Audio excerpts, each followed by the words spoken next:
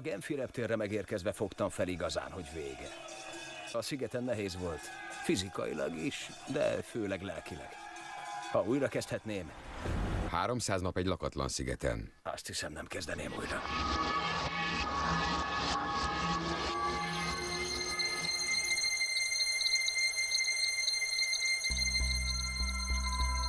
...2008. szeptemberében elhagytam Svájcot és a kényelmes életet, hogy 10 hónapot töltsek egyedül a csendes óceáni Tonga-szigeteken. Magammal vittem egy mácsétét és a svájci bicskámat. Volt nálam elsősegélyfelszerelés, műholdas telefon, napelem és akkumulátor, hogy tölteni tudjam a kamerámat és a fényképezőgépemet.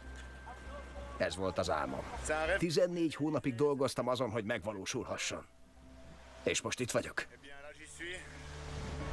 Azt hiszem, lesz még pár vicces jelenet, de a legfontosabb, hogy csigavér, meg kell őrizni a nyugalmamat. Hiszen tehetek akármit. Itt egymagam vagyok.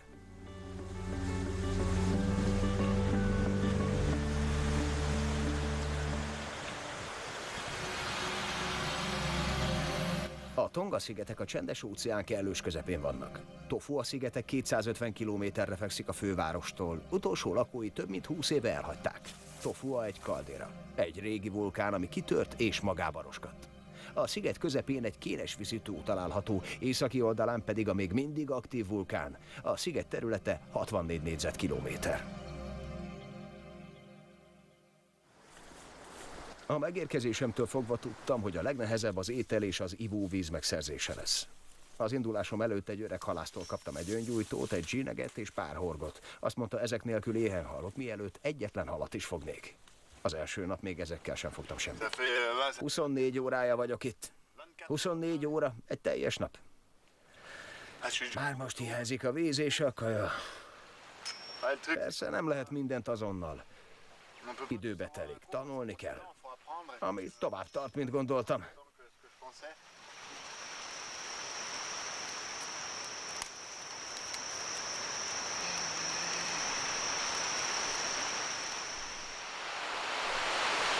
Már másnap felállítottam a napelemet, és visszamentem horgászni. Napnyugtáig még mindig nem fogtam semmit. Már épp feladni készültem, mikor kifogtam az első halamat. Ráadásul elég nagy volt ahhoz, hogy a következő 2 napra is maradjon belőle.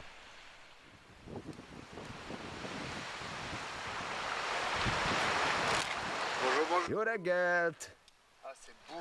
Tele van hangyával. Ha belül is, akkor ez már ehetetlen. Sajnos így van. Hát megtalálták. És nem is kevesen. A szigeten nem csak barátaim voltak, másik módszert kellett találnom a tartósításra. Otthon a régiek 2 módszert ismertek a tartósításra, a sózást és a füstölést. A cél egy füstölő építése, mert hogy remélem sok halat fogok fogni, és így lesz egy füstölőm. A füstölő megépítése nem tellett túl sok időbe.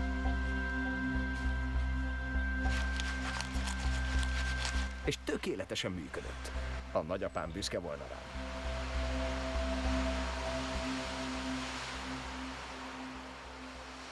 Az első 2 napban aludtam, ahogy tudtam. Meghúztam magam egy kókuszpálma hajlott törzse alatt. De 10 hónapot mégsem tölthetek el így. Kunyhót kellett építenem.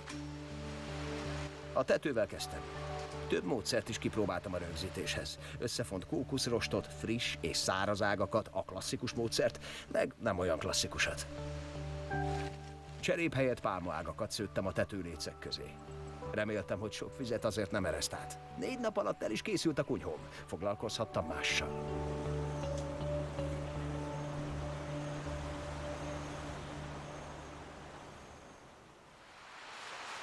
Most, hogy hajlékom már volt, el kellett végeznem egy fontos szertartást, hogy azután a természet ritmusa szerint élhessek. Meg kellett állítanom az időt. Először is egy jó helyet kell keresnem. Szeretném, ha nem lenne messze az óceántól. Hogy még a föld alatt is az óceán hullámai ringassák. Az olyan szép.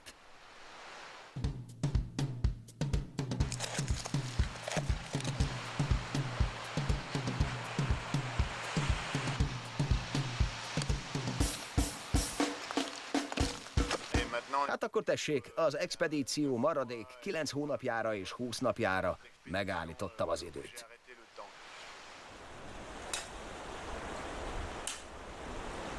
Eleinte szinte minden időmet elvette a horgászat. Nem volt fogás minden nap, és hosszú órákon át csak vártam. Kigondoltam valamit, ami leveszi a vállamról ezt a terhet. Az ötlet végtelenül egyszerű. Kellett hozzá egy kellőképp nehéz ág, horgászbot gyaránt, egy nehéz kő ellensúlynak, a zsineg a csalival, és már kész is. Tessék, a horgászbot elkészült. Azt nem tudom, hogy beválik-e. Én minden esetre ki vagyok. Nyilván nem tűnik ez olyan megerőltetőnek, de amennyit eszem, amilyen keveset eszem, a legkisebb erőfeszítés is kifáraszt. Aki éhes, az nem válogat. Találtam pár tengeri csigát, tényleg csak párat. Nagy lakoma nem lett belőle. Jó étvágyat! Az étel hiánya, a hirtelen rám törő magány, az elveszettség érzése. Nem tudom, melyik nyomasztotta leginkább, de egy hét alatt összetörtem. Furcsa, hogy ezt mondom. Az út kezdete óta most van először ez velem. De legszívesebben feladnám ezt az egészet.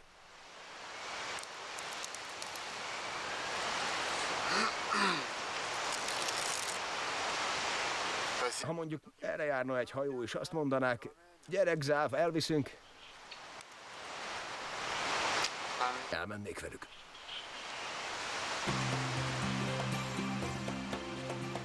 Minden előjel nélkül, egyszer csak rám tört.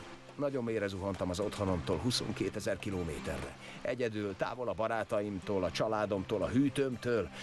A legrosszabb, hogy az egészet én találtam ki. Szerencsére ott volt a motiváló zászlóm, amire még indulás előtt a barátaim mindenféle üzeneteket írtak. Ezeket olvasva erőt gyűjtöttem. Ráadásul épp ezen a napon láttam először bálnát a nyílt tengeren. Ha az ember ilyesmit lát, minden gondja elszáll. A nappal nem olyan könnyű. Sok olyan pillanat van, mikor eszembe jut, hogy szeretnék inkább otthon lenni, de aztán este ég a tűz, felettem a csillagos ég. Jól belaktam, ilyenkor nem is olyan rossz. Kénytelen voltam ezt is felhasználni. Ez a napelem védőponyvája. Ugyanis múlt éjjel kitört a vihar, és kiderült, hogy a tetőm egyáltalán nem vízzáró. Márpedig ehhez a felszereléshez mindenképpen vízhatlan tető kell. Ideiglenesen tehát feltettem ezt, aztán nekilátok egy vízhatlan tető szövésének. Az első feladat feljutni a kókuszpálmák csúcsára. Lehet, hogy a fáramászás nem tűnik nehéznek, de egy ilyen sima törzsön mászni az más tészta. Nagy nehezen sikerült, hát megfosztottam a fát az ágaitól. Olyan hosszú ágakat választottam, amelyek nagyjából egyeznek a tető hosszával. Aztán következett a szövés. A módszer egyszerű. Egyet alul, egyet felül, egyet alul, egyet felül. Felemeljük, aládugjuk. Felemeljük, aládugjuk.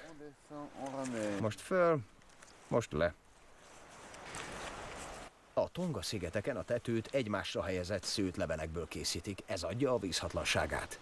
Ehhez persze jó néhányat el kell készíteni ebből. A másik hatalmas gondot a szúnyogok jelentették. Ebben az erdőben 1000 szám tanyáztak. Legkönnyebbnek tűnt kitisztítani a lakhelyem környékét, hogy a tenger felől érkező szél távol tartsa őket. Sajnos nem jött be.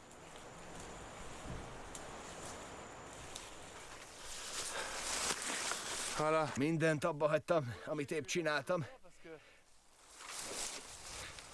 Mert a sziget vulkánja, a Lofanga, rázendített. Mintha csak engem hívna. Hát megnézem, hogy mit akar. A hegyoldalon mászom felfelé. Fú, mindent benőtt az ajnövényzet. A vulkánig felgyalogolni nem egy kémámor. Főleg, amikor az ajnövényzetben kell gázolni. De ha az ember egyszer felér a kráter szélére, a látvány mindenért kárpótolja.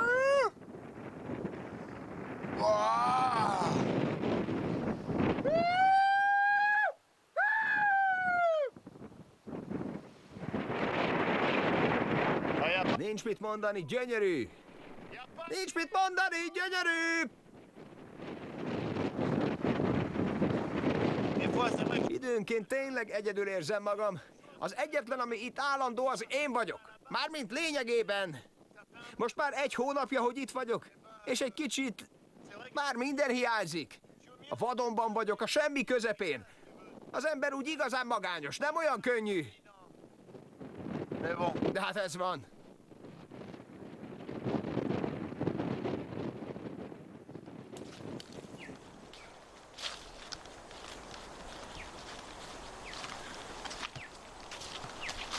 Miután a vulkánnál jártam, elhatároztam, hogy minden nap egy kicsit távolabbra megyek el. Mindig keresek valamit, akármit.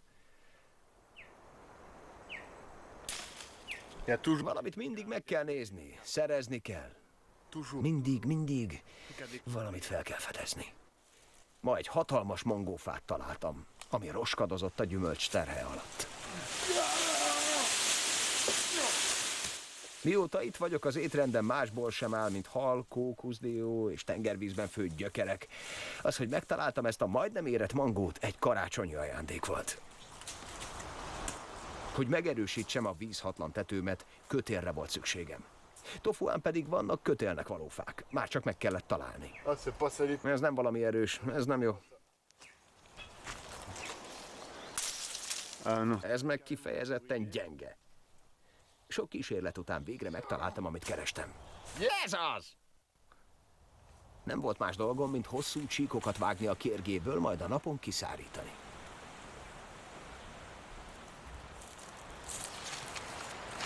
Meg vagyok a tető első rétegével, ami szőtt kókuszpálma levélből van. A semmiből, csak az itt fellelhető anyagokból a képzelőerőm segítségével a 2 kezemmel megcsináltam. Büszke vagyok rá. Már csak az a kérdés, hogy vízálló-e. Hát, ez már más kérdés. De akkor is kemény munka volt. Mindig keresni kellett hozzá valamit. De szép lett. És már a világot is egészen másképp szemlélem. Meg az otthoni életemet is. Mivel a horgászat nem járt minden nap eredménnyel, egy új étellel bővítettem az étrendemet. A kis csírázó kókuszdió bundában, parázson, hamon sütve. A kókuszdió könnyen szétnyílik. A belseje kompótra emlékeztet. Az ízét nehéz leírni, édeskés, de nincs meg a jellegzetes kókusz illata. És melegen, állati finom. A szigeten töltött 1 hónap után már gond nélkül ment a létfenntartás és az alapvető feladatok elvégzése. Már csak egy gond maradt, az emberi kapcsolatok hiánya. Fejben rendben vagyok, de azért 35-36 nap után várható volt, hogy előjön ez az érzés. Nem akartam foglalkozni vele. 10 hónapra terveztem a kalandot. De most kicsit megzuhantam. Mikor az ember egyedül van, nehezen motiválja magát, és nem vagyok hozzászokva, hogy magamat motiváljam. Az is furcsa, hogy senkihez sem tudok beszélni. Mindig magamban beszélek. Nekem az egyedüllét nem a szívem csücske. Én társaságban szeretek lenni. Elmondani egymásnak a véleményünket, a meglátásainkat, a gondolatainkat, az segítene. Egyébként jól vagyok, csak nagyon kemény így, egyedül. Tök egyedül azért nem vagyok. Itt van nekem ez, meg a csigák, amiket fogok. A végén még elveszek egy csigát, ha ez így megy tovább.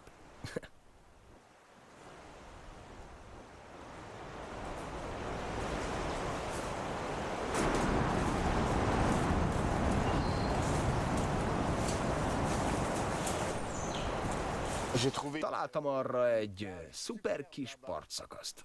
De oda eljutni a parton kőkemény a sziklák miatt. Úgyhogy keresek egy könnyebb utat az odajutáshoz.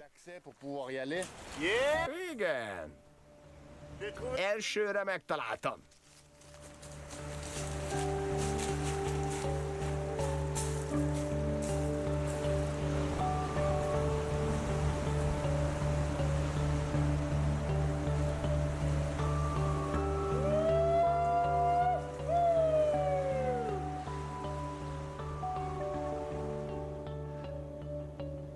A parton ülve néztem a hatalmas óceánt, és ízlelgettem a sikerem ízét. De ahogy körülnéztem, megtapasztaltam a kultúránk legsötétebb oldalát. Innen több ezer kilométerre dobálták a tengerbe ezt a rengeteg szemetet. Az áramlatok idehozták, majd a partra tették.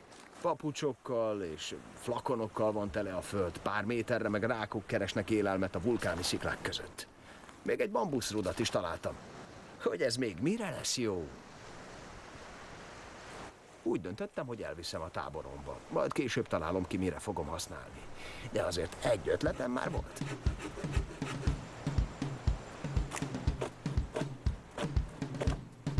Na mi lesz?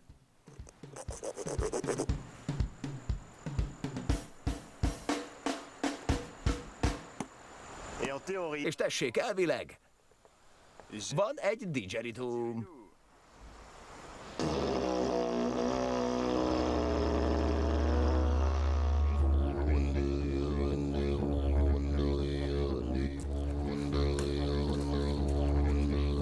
A szúnyogokat leszámítva Tofuán derűs az élet. Csak hogy útban a horgászat felé a sziklákon minden nap ott a sérülés veszélye. Az erdőben is sokszor felhorzsolom a bőrömet. A higiénia hiánya miatt rengeteg elfertőződött sebem van, amelyek már be sem gyógyulnak. Belenyugodtam, hogy elő kell vennem a műholdas telefonomat, és fel kell hívnom Rishon doktort. Távolról ő felügyeli a kalandomat. Hello Jack, Xavier Rossé vagyok. Mentálisan jól vagyok, többé-kevésbé el tudom érni, amit akarok, de akadt egy kis egészségügyi problémám. Szeretném, ha megnyugtatnál, vagy elmondanád, hogy mit tegyek. Előadtam, hogy mi a helyzet, ő pedig elmagyarázta, hogy használjam a felszerelést, amit vele állítottam össze még Svájcban. Nagy öröm lesz ezt kifakasztani, aztán magától is begyógyul. Én meg próbálok vigyázni, de a kezemmel mindig a halban matatok, az erdőben mindig vágni kell a bozótot, fát kell vágni. Az orvos azt mondta, pihentetni kell, úgyhogy most 2-3 napig nyugton leszek és kímélni fogom. Azért hihetetlen, itt vagyok a semmi közepén egy szigeten, ahol még egy patkány sincs, de én antibiotikumot szedek.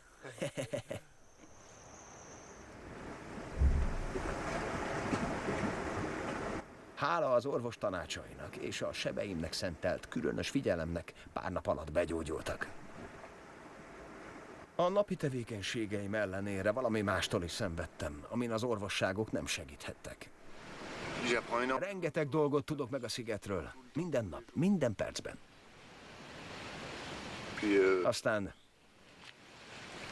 van valami, amit megtanultam a magányról is. Azt, hogy a magány valami szörnyű dolog. Én most minden esetre nagyon magányosnak érzem magam. Nincs senki. Egyedül vagyok. Egy csomó mindent képes vagyok megcsinálni, de egyedül vagyok. Most belegondoltam, hogy vannak, akik mindig egyedül vannak. Rettenet. Ezt én választottam magamnak, úgyhogy elviselem. De akkor is.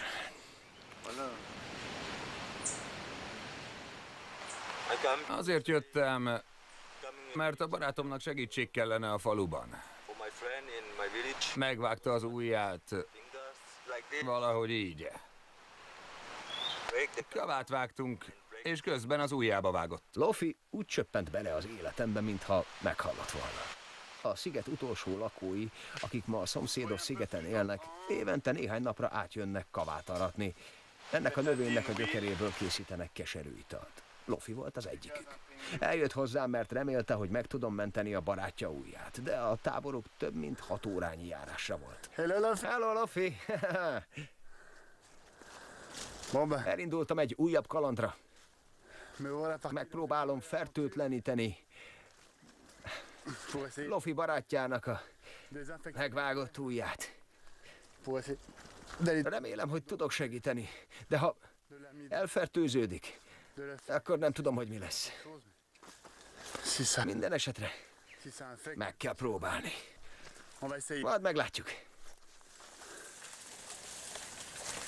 Lofi inkább mögöttem jött. Könnyebben vette fel ő az én ritmusomat, mint hogy állandóan rám kelljen várnia.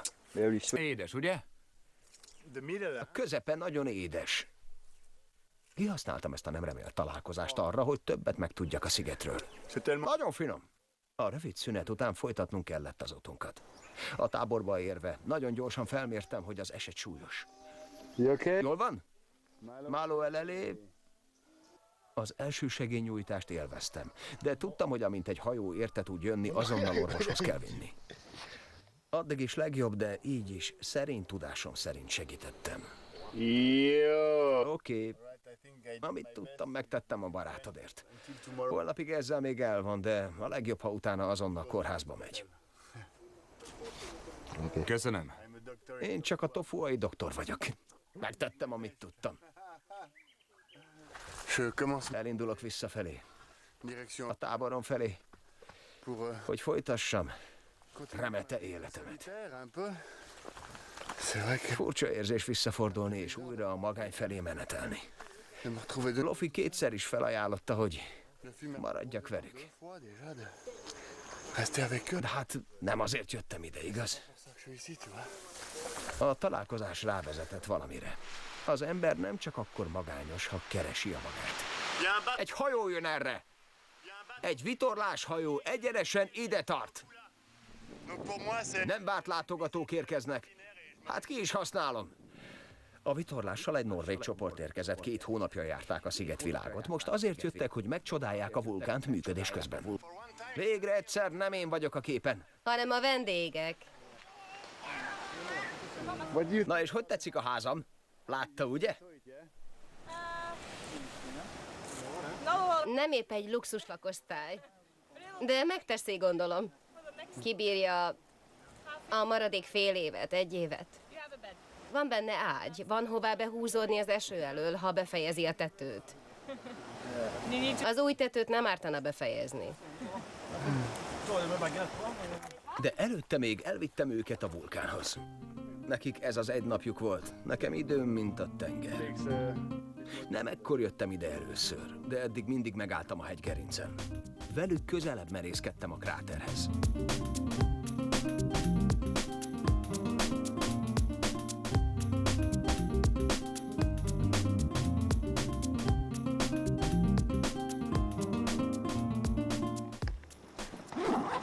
Tetszik? Egy távoli szigeten, az Isten háta mögött. És a szigetnek egy lakója van. Nagyon király. Tetszik a mácsétém? Jó vele a bozótot vágni? Igen, nagyon király. Így jó az erdőben járni. Idegenvezetőjükként hasznukra lehettem, és ma legalább nem voltam egyedül. Végre tehettem valamit valaki másért. Nagyon boldog vagyok. Ráadásul a csoporttól kaptam egy kis rist, pár fej hagymát, egy gereszt fokhagymát, 2 sört és egy kólát.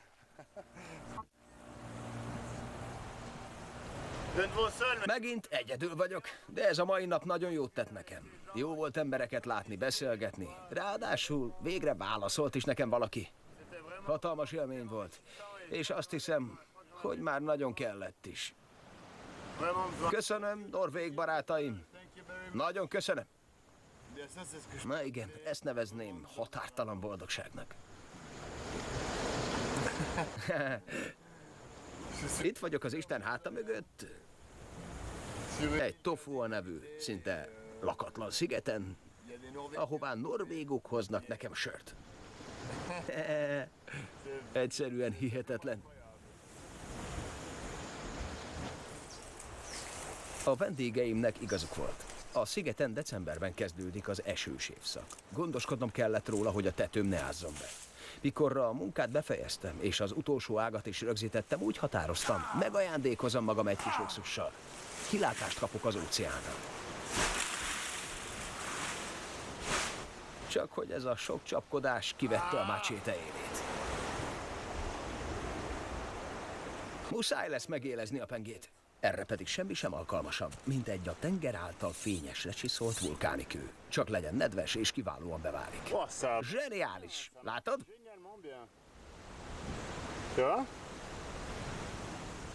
A szigeten töltött pár hónap után kellő ismeretet szereztem ahhoz, hogy kialakuljon egyfajta megszokott menetrend. Már elég ügyesen megszereztem az élelmet, és jócskán kibővítettem a tábor körül bejárt területemet. Igaz, a magányom is egyre fokozódott. Karácsonykor úgy döntöttem, használom a műholdas telefont, és üzenetet hagyok a szüleimnek. Ez az első karácsony, amit nélkületek töltök. Egy kicsit fura, de majd megszokjuk. Csak boldog karácsonyt szeretnék kívánni. Remélem, papa, hogy a csípőd már jobban van, és minden rendben van. Itt minden oké, jól vagyok miattam, ne aggódjatok. Nagyon boldog karácsonyt kívánok. Az ünnepeket egyedül tölteni egy szigeten, azért lehangoló. Eszembe jutottak a barátaim, a családom, a libamáj, a pezsgő, meg az összes többi, amiért máskor nem rajongok. Ekkor még fél év magánnyal kellett megküzdenem. Vagyis nem egészen, mert Gael, a legjobb barátom megígérte, hogy az utolsó 2 hétre ő is eljön. Addig is egyedül leszek. Pontosabban csak azt hittem, mert a meglepetés társam érkezése egészen fellelkesített. Szukernek hívják. 9 hónapos. Nagyon aranyos. Vele osztom meg a napjaimat. Lofi apjától kaptam ajándékba. Lofi, ő kért segítséget. Egyik reggel megjelent a kutyájával, amit ajándékba hozott hálából, amiért megmentettem a barátja ujját. Sok érzést tolult fel bennem addigra. Szuker egész új energiákat adott nekem. Ismét visszatért az elszántságom. Étrendemet egy kis ültetvénnyel próbáltam színesíteni. Így vedlettem át ekkor földművessé, persze csak a kincstári eszközökkel. Igaz, hogy az iskola, mint az ültetvény háttere nem valami esztétikus, a döntésemet mégis stratégiai megfontolás vezette. Az iskola előtti terület a legalkalmasabb erre, mivel a növényzet itt még alacsony. Ne feledjük el, 15-20 éve itt még emberek jártak, még máshol már nagyra nőttek a növények. Márpedig mindent ki kell vágni, máshol akár 50 centi átmérőjű fákkal is meg kellene küzdenem egy mácsétével, reménytelen. Fél évig is eltartana. A választást az is indokolja, hogy itt van víz. Az ültetvénynek szüksége van vízre. Ha túl messzire helyezném az ültetvényt, nem tudnék minden nap eljönni ide. Ha pedig nem jönnék minden nap, akkor a vaddisznók mindent feltúrnának. Ide tettem a 2 fokhagymagerezdet, amit a norvégok adtak. Megőriztem a görög dinnye magjait is, amit Lofitól kaptam. Ugyanakkor, amikor a kutyát. A föld termékenynek tűnik, a hőmérséklet meg ideális. Amíg a mag kikel, úgy döntöttem, folytatom a sziget felfedezését.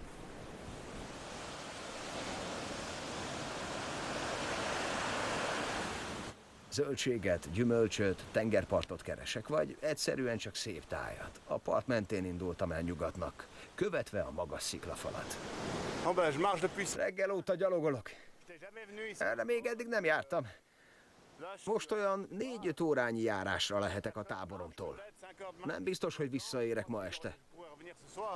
De se baj, van egy kis vizem, kókuszdió bőven van, és horgászni is van mivel. Úgyhogy legfeljebb itt alszom. Szeretném megtalálni Cook kapitány barlangját, ami a sziget nyugati oldalán van, és tényleg valahol a parton. Talán keresnem kellene egy kis ösvényt, ami átvezet a sziklákon, de felejtsük el. Olyan hosszú ez a part, hogy el se hinném. Most már ideje hazaindulni, és valamit enni is kellene. Ehhez viszont előbb pecázom. Ezen az estén nagy meglepetésért. Ezt fogtam. Egy kicsit azért megrémít a fenevad látványa. Egyet már láttam 1-2 hónapja, nagyjából ekkora volt az is. De ez valami hatalmas. Az állat ijesztő külsejét félretéve hirtelen nagy mennyiségű élelem állt a házhoz. Úgyhogy kipróbáltam az umut. Ez egy földbe vájt gödör, amiben tüzet rakunk. A parázsra tesszük rá a halat, majd teljesen befedjük, úgy működik, mint egy sütő. A bentreket meleg elvileg szép lassan és hosszan süti meg a húst. Itt a nagy pillanat, most meglátjuk, hogy az umum kiállta-e a próbát. Kicsit feszült vagyok, na mindegy, ha ugrani kell, ugrani kell. A cápa egész éjjel sült. Imádkoztam, hogy egy rovar se táplálkozzon belőle az én rovásomra. De mikor levettem a leveleket és a földet róla, megnyugodtam. Még meleg. Sőt, még forró.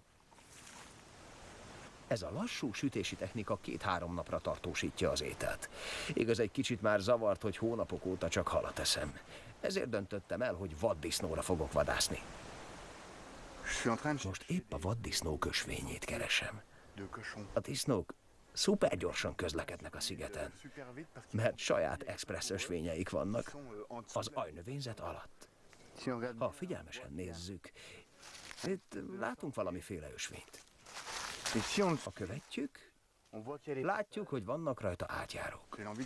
Szeretnék egy gödröt ásni, 120 cm, 60 cm hosszú, vagy inkább 80 és 40 cm széles lesz. Aztán letakarom, valami csalit is helyezek rá, és meglátjuk. Hát, ha beválik. Követve az ösvényt a megfelelő helyet kerestem, ahol a talaj laza és a közelben van ivóhely. Ott ugyanis biztosan megfordulnak. Itt van víz. Szerintem ez egy disznóknak való hely. Keresek egy szimpatikus pontot. És már csak ki kell ásnom a gödröt. Csak ki kell ásni.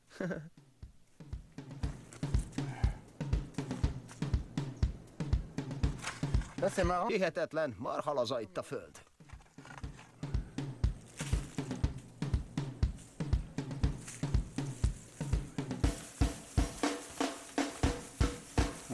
A csapda elkészült. Onnan jön és elér idáig. Közben az én kis kertem kezdett alakot ölteni. Megjelentek az első kis hajtások. Jegyezzük meg, szép siker volt ez, és kecsegtető a végeredményt illetően. A görögdinnye már kibújt. És itt vannak a kis hagymák. Alig egy héttel azután, hogy megtisztítottam a terepet, már ki is bújtak a növényeim. Igaz, hogy nem túl változatos a kert, de akkor is láttam, hogy a munkám meghozta a gyümölcsét. A csapda elkészült, az ültetvény sinem volt, ideális pillanat volt, hogy ellátogassak a vulkánhoz. Hát, ma reggel úgy ébredtem, hogy nincs semmi különösebb tennivalóm. Gondoltam, miért is ne jöjjek el, és üdvözöljem a vulkánt. Utoljára novemberben a norvégokkal jártam itt. Most jövök ide először teljesen egyedül. A díszlet meg csodálatos, mint egy holdbéli táj. Nem is hasonlít a sziget többi részéhez.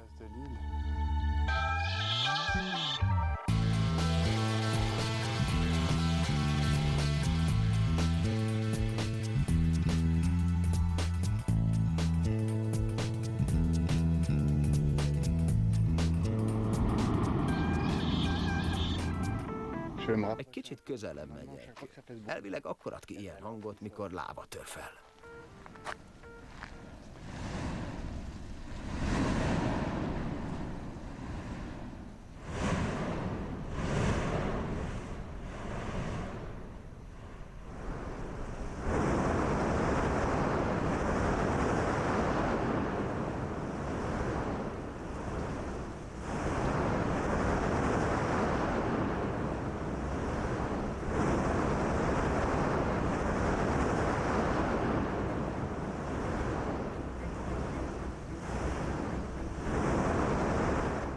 Minden a vulkánhoz tett látogatásomat a mély alázat hatotta át, hiszen kapcsolatba léptem a föld belsejével.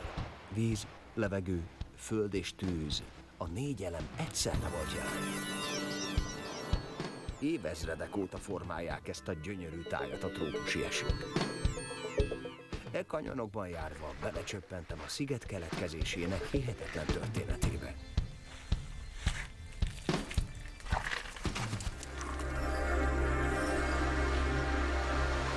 A horzsolások hozzátartoztak a napi bosszúságaimhoz, nem fordítottam rájuk különösebb figyelmet. De mikor az egyik seb bedagadt, és még behajlítani sem tudtam tőle a kis ujjamat, akkor elkezdtem aggódni. Nem elhanyagolható fájdalmat okozott.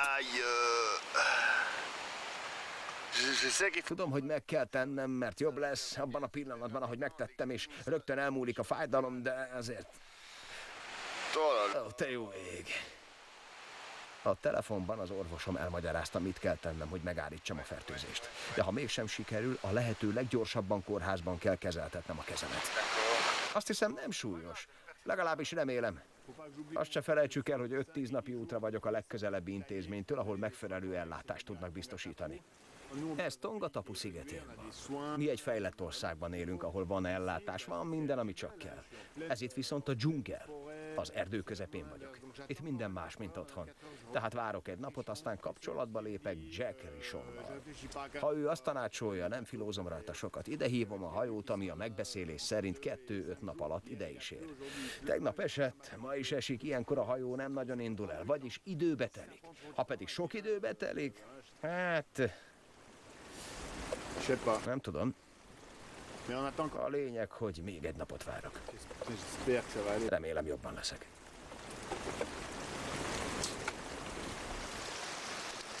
Tofuán szinte minden nap esik.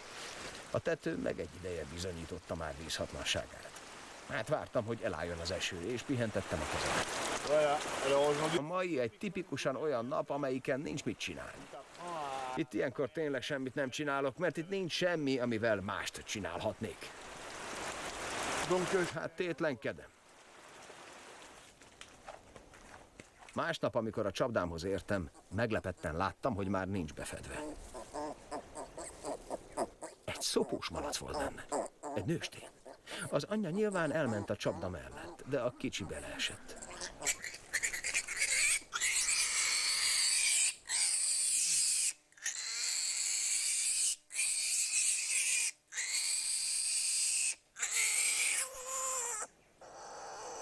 Ez jól kezdődik.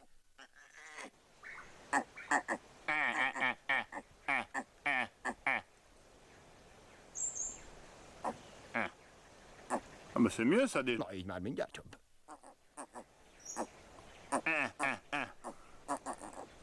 Na azért, lehet, hogy még kismalacul is tudok. Azt még nem tudtam, hogy mihez kezdek a fogással. Csak azt, hogy nem hagyom szegényt ott senyvedni. Néhány nappal később, mikor újra tudtam használni az ujjamat, úgy döntöttem, ismét útnak indulok Cook kapitány barlangja nyomában. Annak idején, mikor elhoztak a szigetre, a helyiek megmutatták a helyét. Ezúttal rám mosolygott a szerencse. Éreztem bizonyos rezgéseket. Úgy éreztem, most igazán révbe értem. Hitvány pogányok, én vagyok Cook kapitány! A barlangomban én vagyok élet és halál ura! A legenda szerint a híres hajós 1775-ben erre járt. Ahhoz viszont nagy fantázia kell, hogy rájöjjünk, mit keresett ebben a lyukban. Ami a kertet illeti, az ültetvényem egyre nagyobb élményt jelentett. Itt van egy. És ott is egy egészen kicsi, ami csak most indult meg. Nagyon elégedett vagyok a kis dinnyeföldemmel. Ha minden jól megy, 1 hónap múlva szüretelek. A dinnye pedig tele van vízzel, vitaminnal, nagyon szuper lesz. Ha sétálni megyek, Peggy legtöbbször követ. Igaz, legtöbbször nem megyek messzire, nem úgy, mint ma. Ma távolabbra jöttem. Peggy követ, igaz, csak legfeljebb 2 kilométeren át. Aztán elfárad, elbújik az ajnövényzetben. Én meg 1-2 órát töltök a keresésével. Persze, amint megtalálom, azt akarja, hogy vegyem fel. Azt viszont nem szereti, ha viszik. Ezért vinnyog. Nem könnyű vele. Egy vinnyogó malacccal túrázni 3-4 órán keresztül, hát az nem olyan egyszerű. Hosszú távon elég bosszantó. Kemény idegmeló. Azt hiszem, hogy csinálok neki egy kis ketrecet. Abban aztán ott hagyhatom a kunyhónál. Én pedig nyugodtan túrázhatok. Mert ez így nem járható. Ugye? Nem járható.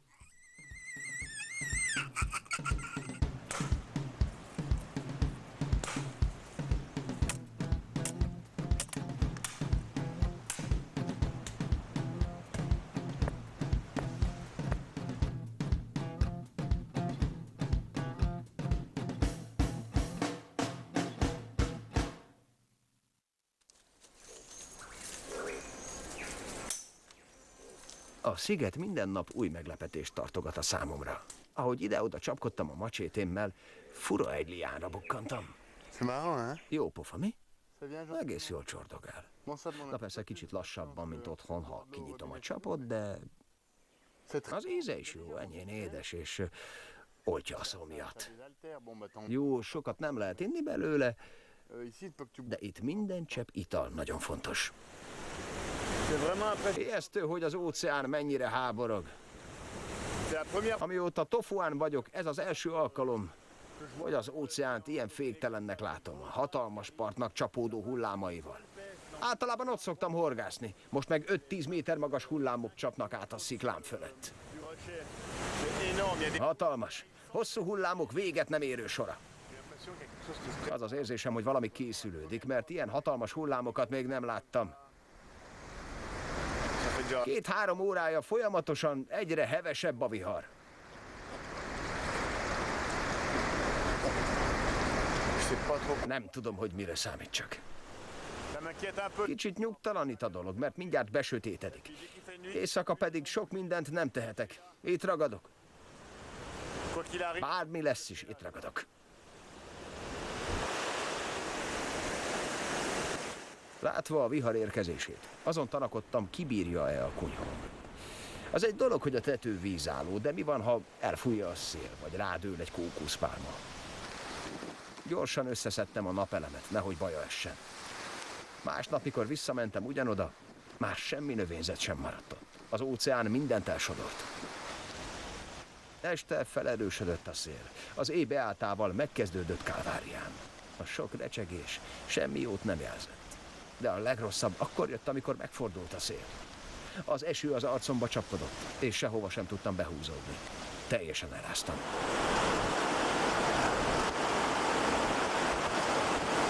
Jó reggelt! Csak hogy vége az éjszakának. Lassan felkel a nap, aminek nagyon örülök, mert éjjel alig aludtam. Ha véletlenül lehunytam a szememet, a széllökés riasztott fel álmomból. Il y a eu du tonnerre. Volt villámlás, mennydörgés, aztán meg Ma cabane, a kunyhóm remegett, là maintenant, ingott. je vois qu'il y a... Ma reggel láttam, hogy már nem sok tartja az egészet, és minden irányban mozog. Les bois qui font un charme. Aztán még szerencse, hogy a tetőrész fáinak van mozgásterük. Mert mozognak is rendesen. Heureusement, je suis un bon constructeur. Ebből is látszik, hogy milyen jó munkát végeztem. Hát igen, L'avant... a kaland az kaland. A mindenit. Voilà mon balai. Ez pedig a seprőm. C'est un petit Csak egy pálmaág, amit én vágtam. que j'ai coupé. J'ai décidé... Elhatároztam, hogy 2 kis utat készítek, ami a kunyhóhoz vezet. Soit je... Így mindig van választásom, hogy jobbra indulok, vagy balra. Tudom, hogy nincs sok értelme, de legalább elfoglal. Le temps, des fois, il est... Mert az idő itt ugyebár néha lassan telik. Ráadásul 3 naponta csinálhatom újra, mert úgy hullanak a levelek. Mindig kell valami elfoglaltság. A napelemet is újra üzembe kellett helyeznem. A jelek szerint nincs meghibásodás, teljes a töltöttség. Most ennek a lámpának kell kigyulladnia. Ebben a párás időben nem voltam biztos abban, hogy az adapter kibírja. Egy kicsit féltem, hogy elromlott, de szerencsére minden rendben működik, nincs semmi gond. A vihar azonban nagy kárt okozott. Első ránézésre jónak tűnt. A cukornád, a hagyma és a taró szépen nőtt. De a dinnye megadta magát. Megrohadt. Szörnyű, de az összes növény tönkrement. Így aztán újabb kézműves tervbe öltem a bánatomat.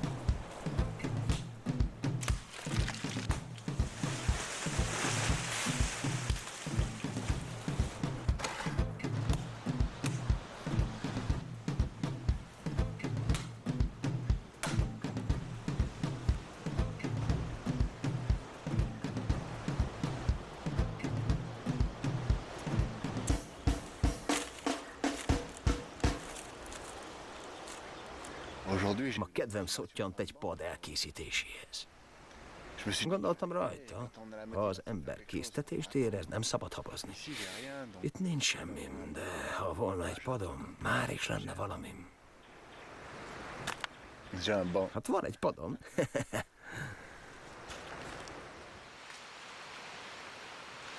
Kalandom a célegyenesbe fordult. Gael hamarosan megérkezik, hogy visszaszoktasson a társadalomba, és előkészítse visszatérésemet.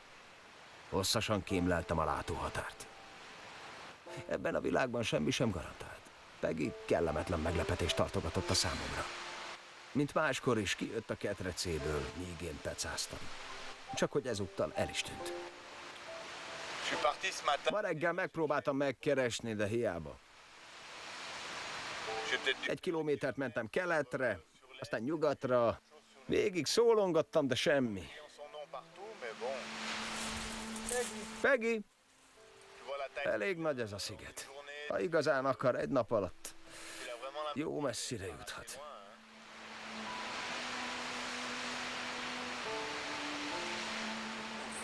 Mikor a csapdából kivettem, lehetett talán 3 hetes.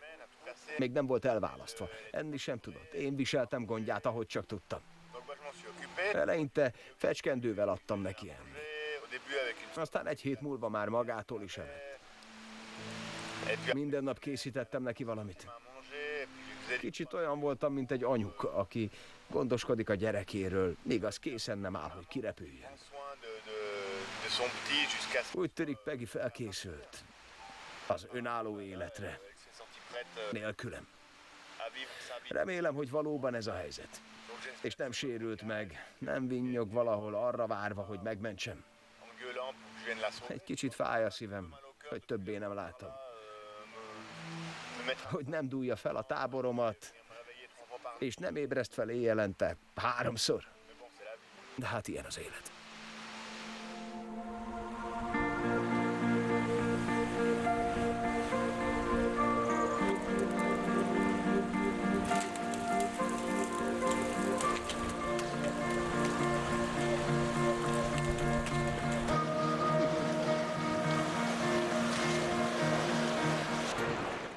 Három napot vártam.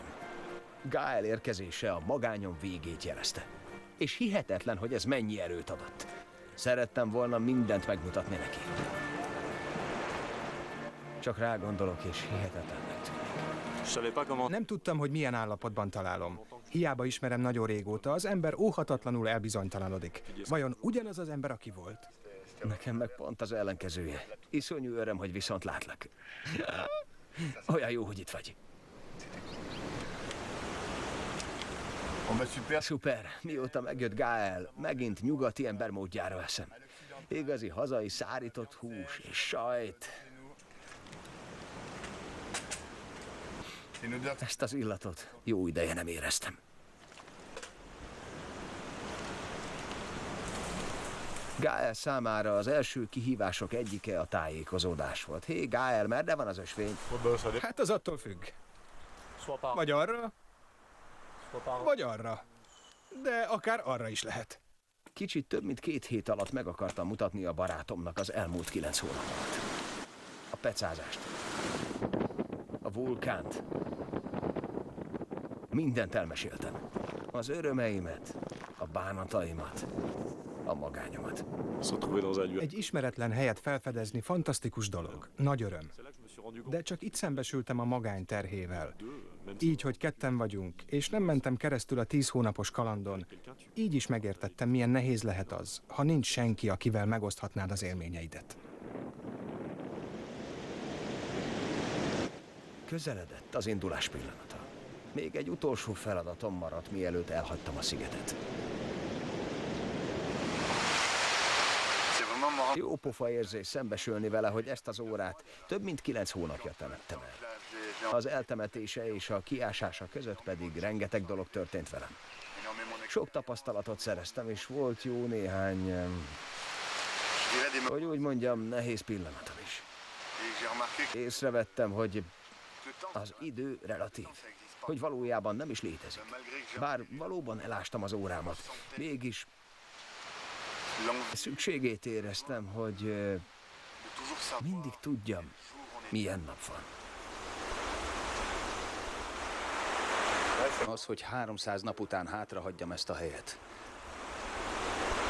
vegyes érzéseket keltett bennem. Ez az utolsó nap, mintha egy álom válna valóra. A 300 nap alatt rájöttem, hogy a gyökereim ott vannak, ahol felnőttem.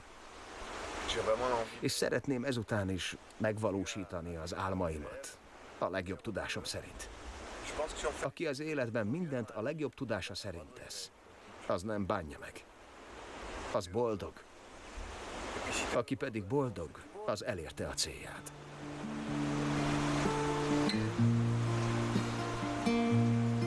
A magyar változat az Ozone Network megbízásából az Aktív Kommunikációs Kft. Műtermében készült 2014-ben.